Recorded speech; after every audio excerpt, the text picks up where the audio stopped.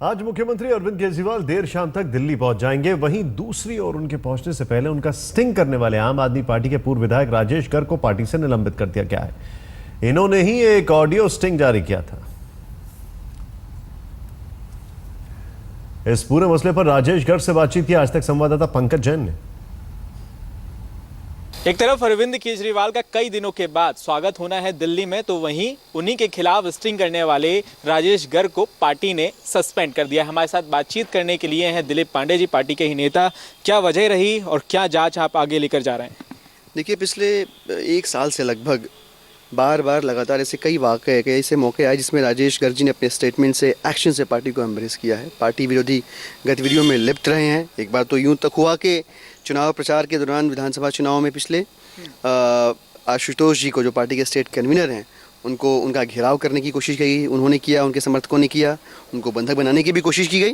तो ये सारी चीज़ें अनुशासन के दायरे से बाहर जाकर किया उन्होंने, और पार्टी की डिसिप्लिनरी कमेटी को ये लगा कि ऐसी स्थिति में पार्टी की प्राइमरी मेंबरशिप में उनका बना रहना ठीक नहीं है, एटलीस्ट तब तक जब तक कि इंक्वायरी पूरी नहीं आती। तो उनका जो सस्पेंशन है वो इंक्वायरी के कंप्लीट होने तक है।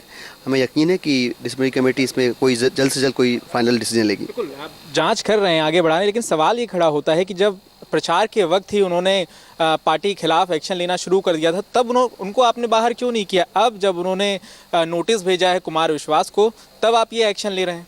नहीं, देखिए, पार्टी के पास, डिसिप्लिनरी कमेटी के पास कंप्लेंट्स आनी चाहिए पहले तो। ठीक है, जो बात हुई आई गई, चुनाव प्रचार का दौर था, सब बिजी थे, व्यस्त थे।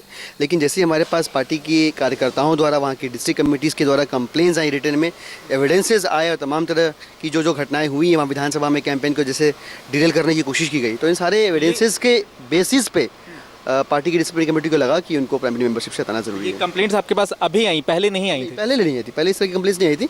लोग इन्फॉर्मली बताते रहते कि जी इन्होंने ये कर दिया, वो कर दिया। मैंने कहा नहीं, ऐसे नहीं होता। एक प्रोसेस है, उस प्रोसेस को फॉलो करना पड़ता है, और उस प्रोसेस को फॉलो करिए आप तो डिसिप्लिनरी कमेटी एक्शन लेगी। तो जब फॉर्मल कंप्लेंट्स आई हैं तो हमने उस पर एक्शन ले लिया। तो आप इंकार कर रहे हैं इस बात से कुमार विश्वास को भेजे नोटिस का इससे कोई लेना देना नहीं है? नहीं, एक लंबा समय आप देखिए, पिछले एक साल से मैं कह रहा हूँ कि बार बार ऐसे मौके आए जिसमें पार्टी को उन्होंने एम्ब्रेस किया है, पार्टी के खिलाफ काम किया है, पार्टी को इंटीग्रेट करने की बजाय जो है तोड़ने वाली गतिविधियों में लिप्त रहे हैं। तो ये ज़रूरी था ऐसा।